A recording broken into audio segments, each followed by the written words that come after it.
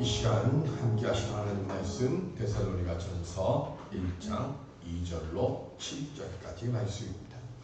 데살로니가전서 1장 2절로 7절. 우리가 너희 모두로 말미암아 항상 하나님께 감사하며 기도할 때 너희를 기억함은 너희의 믿음의 역사와 사랑의 수고와 우리 주 예수 그리스도에 대한 소망의 인내를 우리 하나님 아버지 앞에서 끊임없이 기억하리니 하나님의 사랑하심을 받은 형제들아 너희를 택하심을 아노라. 이는 우리의 복이 너희에게 말로만 이른 것이 아니라 또한 능력과 성령과 큰 확신으로 된 것이니라. 우리가 너희 가운데서 너희를 위하여 어떤 사람이 된 것은 너희가 아는 바와 같으리라. 또 너희는 많은 환난 가운데서 성령의 기쁨으로 말씀을 받아 우리와 주를 본받은 자가 되었으니 그러므로 너희가 마게도냐와 아가야에 있는 모든 믿는 자의 본이 되었느니라. 아멘. 성령 강림을 통해 예수 그리스도의 사랑과 능력을 온전히 깨닫는 우리 모두가 될 수 있기를 주님의 이름으로 간절히 축원드립니다. 우리의 인생은 만남으로부터 시작이 됩니다. 태어나면서부터 하나님 앞에 가는 그 순간까지 우리는 수없이 많은 경험들을 만나는 경험들을 하게 되죠. 누구를 어떻게 만나느냐에 따라서 우리의 삶의 모습들이 달라집니다. 대통령 취임식에 있게 되면 많은 언론들이 대통령 주변에 가까운 곳에 누가 앉는가 하는 기사들을 많이 올려놓습니다. 대부분 다 대통령 취임식 할 때 대통령 주변에 있는 사람들은 굳이 설명하지 않아도 될 만큼 많이 알려져 있거나 유명한 사람들이 보통 대통령 취임식 그 단 위에 올라가죠. 제16대 미국 대통령으로 취임했던 에이브래임 링컨의 취임식 할 때 링컨 대통령 바로 옆에 앉아있던 사람들은 알아보는 사람이 없는 사람이요. 그 옆에 앉았습니다. 그의 이름은 윌리엄 멘토 그레이엄이라고 하는 사람입니다. 너무나 평범한 사람입니다. 링컨은 대통령 취임식을 앞두고 수소문해서 대통령 취임 당일날 이분을 모셔와서 자신이 직접 단상에 모시고 갑니다. 누굴까요? 이 그레이엄이라고 하는 분은 켄터키주 그린스버그에서 태어나서 17살부터 55세까지 학생들을 가르치는 일을 했습니다. 링컨이 최종 학력이 뭐였죠? 혹시 아십니까? 링컨의 최종 학력 초등학교 졸업입니다. 제 기억으로는 졸업도 못했던 거로 알고 있는데 어쨌든 초등학교 졸업으로 되어 있습니다. 그런 사람이 대통령이 됐습니다. 그게 어떻게 가능해요? 어떻게 변호사가 되고 초등학교를 졸업한 사람이 그 초석을 만들어준 분이 윌리엄 멘토 그레이엄이라는 분입니다. 24살 때 링컨은 자기 집으로 데리고 갑니다. 그리고 그때부터 링컨에게 공부를 가르쳐 줍니다. 공부를 내가 이 나이에 무슨 공부를 하겠습니까? 라고 포기하려고 좌절할 때마다 설득하고 격려하면서 문법을 가르치고 정확하고 그리고 간결하게 말하고 그리고 잘 듣는 훈련을 시켜줬습니다. 그리고 측량 기술도 또 함께 가르쳤다고 합니다. 그리고 이리저리 떠돌던 링컨을 지금은 뉴세일럼이라고 이름이 붙여져 있는 도시에 정착해서 머물게 합니다. 대통령이 되는데 바로 결정적인 도움을 준 분이 바로 이 그레이엄입니다. 사도들은 예수 그리스도를 만나서 변화됐고 디모데는 바울을 만나서 변화됐습니다. 그것처럼 링컨은 그레이엄을 만나서 변화됐고, 헬렌 켈러는 설리반 선생님을 만나서 눈먼고 귀먼 장애를 극복했습니다. 우리는 누구를 만났습니까? 성령 강림주일입니다. 성령 임재를 체험하고 변화되어서 새 역사를 만들어갈 수 있는 우리가 되고, 성령 충만을 얻어서 우리 교회와 우리 가정을 변화시키는, 사람을 세우고 생명을 살리는 그 성도가 돼서 내가 누구를 만나는 것이 아니라 나를 만나는 그 누군가가 나로 인해 은혜의 변화를 만들어가는 사람이 되게 해달라고 오늘 이 시간 우리 주 앞에 간절히 소망해야 될 줄로 믿습니다. 나로 인해 내 자녀가 변화되고, 나로 인해 우리 교우가 변화되고, 그래서 참으로 세상 살아갈 만한 곳입니다 고백할 수 있도록 그렇게 만들어갈 수 있는 성령의 임재받는 우리 모두가 될 수 있기를 주님의 이름으로 간절히 기원 드립니다. 그리고 어떻게 하면 그런 역사를 만들어갈 수 있는 사람이 될까요? 데살로니가는 바울이 2차 전도 여행 중에 3주 동안 머물면서 복음을 전한 곳입니다. 3주 동안 많은 경건한 헬라인 무리와 그리고 귀부인들이 바울과 신라를 따랐습니다. 그래서 그 모습에 격분을 한 유대인들이 시기해서 불량배들을 데리고 와서 성에 큰 소동을 일으키는 바람에 바울은 베레아로 급히 떠나게 됩니다. 그런데 바울이 떠난 뒤에 딱 3주 동안 복음의 씨를 뿌린 그곳에 교회가 세워집니다. 그 교회가 데살로니가 교회입니다. 그리고 그 소식을 아덴과 고린도에서 복음을 전하는 중에 듣게 되고, 그래서 그들의 신앙을 격려하기 위해서 쓴 편지가 바로 데살로니가 전서입니다. 3절 바울은 데살로니가 교인들을 칭찬하면서 믿는 자들의 본이 되었다 하며 3가지에 대한 칭찬의 말씀을 기록합니다. 첫 번째가 믿음의 역사입니다. 믿음의 역사는 내적인 믿음으로 말미암아 외적으로 드러나는 행위를 말합니다. 이 역사는 그럼 어떻게 일어날까요? 본문 5절에 보면 능력과 성령과 큰 확신으로 된 것이다 라고 말씀합니다.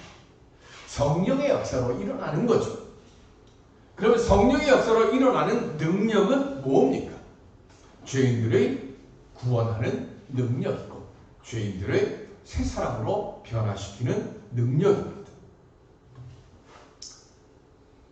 지금은 형 집행이 이루어진 지 30년이 거의 다 돼가죠. 우리나라에서 사형 집행이 지금 일어나지 않고 있습니다. 교도소를 다니면서 교화 목회를 했던, 사역을 했던 목사님이 쓴 글에 이런 글이 나옵니다. 어느 날 이른 아침에 구치소장 교무과장이 전화가 왔습니다. 목사님, 내일 사형이 집행이 되는데 목사님으로부터 복음을 전해받은 3명이 내일 형이 집행이 되니까 아무도 모르게 목사님 혼자 내일 새벽에 구치소로 방문해 주십시오 라고 전화를 했습니다. 그래서 그 전화를 받고 그 다음날 아침 이른 새벽에 구치소로 들어갔는데, 그날 형이 집행되는 사람들이 모두 6명이었다고 합니다. 근데 이 목사님이 그 6명의 형 집행하는 모습을 보고는 마지막의 모습이 4종류의 사람이 있구나 하는 것을 느끼고, 그래서 그거를 기록해놨습니다.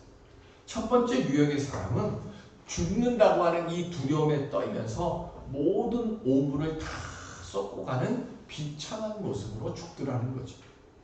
두 번째의 모습은 두 눈을 부릅뜨고 이를 갈면서 원한에 차서 자기에게 형을 집행하려고 하는 교도관과 집행관들에게 온갖 욕설을 다 퍼부으면서 마지막까지 원망과 불평을 가득 안은 채 가는 모습으로 가더라는 거죠. 그리고 세 번째는 머리에 두건을 이렇게 씌우고 있음에도 불구하고 교도관의 손과 옷을 붙잡으면서 나 죽지 않게 해달라고 애걸 복권하는 모습이 있었다고 합니다. 네 번째 모습은 목사님을 보면서 목사님 할렐루야 외치면서 담대히 죽음을 맞이하는 믿음의 모습이 있었다고 합니다. 이 네 번째의 사람에게 마지막으로 할 말이 있는지를 물었습니다. 그랬더니 이분이 좀 길게 이야기를 하더랍니다. 미소를 지으면서 감사합니다. 제가 그동안 영치금을 모아둔 돈이 30만 원이 있는데 그것을 어떻게 알았는지 모르지만 어떤 병원에서 백혈병으로 고생하고 있는 7살짜리 여자아이 이름을 정확하게 이야기하면서 그 아이에게 전해주시고 제 안구는 필요한 사람에게 이식을 해주십시오. 그리고 제 시신은 의대생들의 해부용으로 사용할 수 있게 해주십시오. 그리고는 한마디를 더 덧붙입니다. 저는 부모님이 이혼해서 할머니의 손에서 자랐습니다. 초등학교 3학년 때 초콜릿이 먹고 싶어서 슈퍼에서 물건을 훔치다가 주인에게 붙잡혀서 파출소로 끌려가게 됐고 그 후 여기까지 오게 됐습니다. 목사님, 저 같은 사형수가 나오지 않도록 청소년 전도에 힘써 주십시오. 그리고 저의 어머니도 예수 믿도록 도와주세요. 여러분, 예수 믿고 천국 가세요. 믿음의 역사가 무엇입니까? 죄인이 변화되고 새 사람이 되는 겁니다. 이게 성령의 역사입니다. 바울은 데살로니가 교회 교인들에게서 이 믿음의 변화를 본 거예요. 그래서 이것이 믿음의 본이 되었다고 말씀합니다. 두 번째는 사랑의 수고입니다. 사랑에는 반드시 수고와 노력, 헌신이 따릅니다. 자녀들을 키우는데 수고와 노력과 헌신을 가지지 않은 부모들은 없습니다. 그렇기 때문에 이 사랑은 말로 하는 게 아니라 반드시 행함으로 나타나죠. 그래서 수고는 헬라어로 코포스, 이 말의 뜻은 엄청난 노력이 기울여진 고생이라는 뜻입니다. 자녀들 키우는 거요 정말 고생스럽잖아요. 그러나 그 고생은 기쁨의 고생이죠. 고린도후서 10장 15절에 보면 시작. 우리는 남의 수고를 가지고 분수 이상의 자랑을 하는 것이 아니라 오직 너희 믿음이 자랄수록 우리의 경험을 따라 너희 가운데서 더욱 풍성하여 지기를 바라노라. 아멘. 사랑에는요 언제나 수고와 손해가 따르고 심지어는 내 자신의 목숨까지도 바칠 수 있는 희생까지도 따릅니다. 그 사랑의 절정이 예수 그리스도의 십자가 대속의 사랑에서 나타납니다. 예수 그리스도의 십자가 사랑으로 사도 바울은 사도가 됐습니다. 그래서 바울이 고백합니다. 남의 수고를 가지고 그랬어요. 남의 수고가 뭘 말하는 거예요? 예수 그리스도의 십자가의 사랑이에요. 내가 예수 그리스도의 십자가의 사랑의 그 은혜의 공로로 내가 능력을 가졌어요. 그걸 너무나 잘 알아요. 그래서 뭐라 그래요? 분수 이상의 자랑을 하는 것이 아니라 병 고치는 능력, 죽은 사람 살리는 능력, 그거 내 능력 아니라는 거예요. 그거 다 뭐예요? 남의 수고예요. 예수 그리스도의 사랑의 은혜 안에서 한 거예요. 그래서 바울은 이 십자가 사랑에 대한 감사를 한순간도 잊지 않았고 모든 일의 겸손함 속에서 오직 예수 그리스도의 십자가만 자랑하며 맡겨진 모든 일을 감당한다고 했습니다. 데살로니가 교회의 교우들이 바로 이 사랑의 수고, 교회 안과 바깥으로 아끼지 않으며 해냈다는 것을 지금 바울이 칭찬하고 있습니다. 마지막 세 번째는 소망에 있는 믿음. 재림에 대한 소망이 있어서 지금 현재의 고난을 넉넉히 감당하고 인내에 갈 수 있었다는 것을 말합니다. 인내는 헬라어로 휘퍼모네인데 이 말은 무엇 아래라고 하는 전치사 휘포하고 남다 머물다라고 하는 동사 매너가 합쳐진 말이에요. 즉 어떤 자리에 아래에 머물다라는 뜻입니다. 다른 말로 이야기를 하면 인내를 하기 위해선 반드시 무엇이 있어야 돼요? 겸손함이 있어야 된다는 거예요. 겸손함이 있어야 내 자신을 낮추고 내 자신을 겸손하게 만들지 않으면 우리는 인내를 가질 수가 없습니다. 로마서 8장 25절 시작. 만일 우리가 보지 못하는 것을 바라면 참음으로 기다릴지니라. 아멘. 인내는요, 보지 못하는 것을 보는 믿음의 눈이 있는 사람이 온전히 그것을 감당할 수 있는 거예요.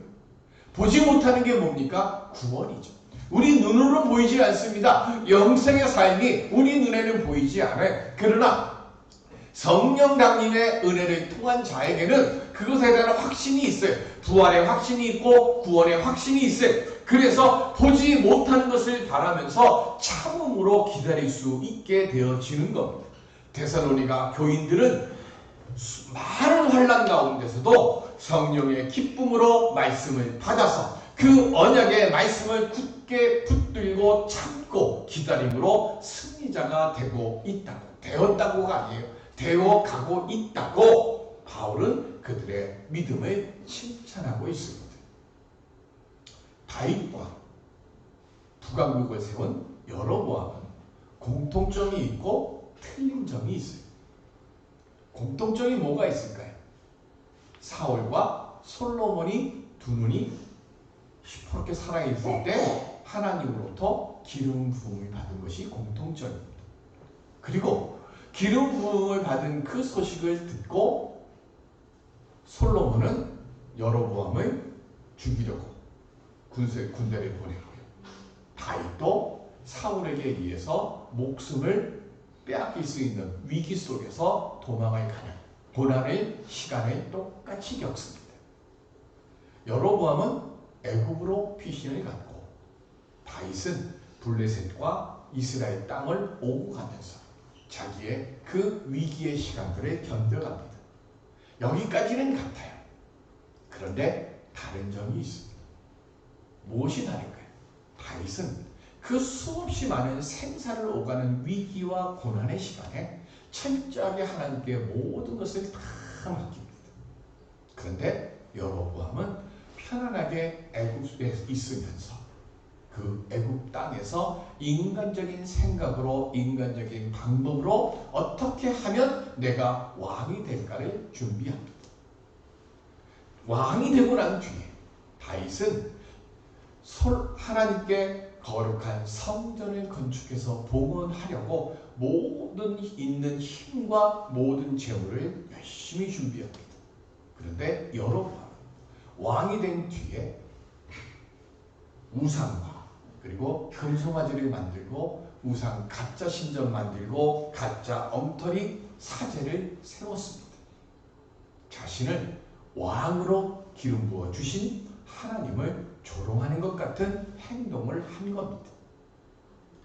왜 이런 차이가 있을까요? 하나님의 지혜, 즉 성령의 지혜가 있는 자와 없는 자의 차이입니다. 요한복음 14장 18절 시작. 내가 너희를 고아와 같이 버려두지 아니하고 너희에게로 오리라. 아멘. 성도는 두 가지 유형이 있습니다. 다윗과 같은 유형이 있고 여로보암 같은 유형이 있습니다. 여로보암 같은 유형을 뭐라고 얘기를 합니까? 고아의 믿음이죠. 한 부류는 아버지를 모시고 살아요. 다윗이죠. 그런데 여로보암은 모든 고민을 자기 혼자 다 합니다. 모든 계획을 자기 혼자 다 짭니다. 모든 일을 자기 혼자 힘으로 다 만들려고 합니다. 영적 고아죠. 근데 반면에 하나님을 아버지로 모시고 사는 사람들은 하나님의 능력으로 모든 일들을 이뤄갑니다. 모든 일들을 행하기에 앞서 아버지께 여쭙고 아버지와 상의하고 아버지와 함께 그 일들을 이루어가기 위해서 아버지의 도움을 늘 구합니다. 그래서 예수님이 이렇게 말씀하셨습니다. 요한복음 14장 13절 시작. 너희가 내 이름으로 무엇을 구하든지 내가 행하리니 이는 아버지로 하여금 아들로 말미암아 영광을 받으시게 하려 함이라. 아멘. 예수님이 우리를 뭐같이 홀로 두지 않는다 그랬어요? 고아와 같이 홀로 두지 않는다 그러셨잖아요.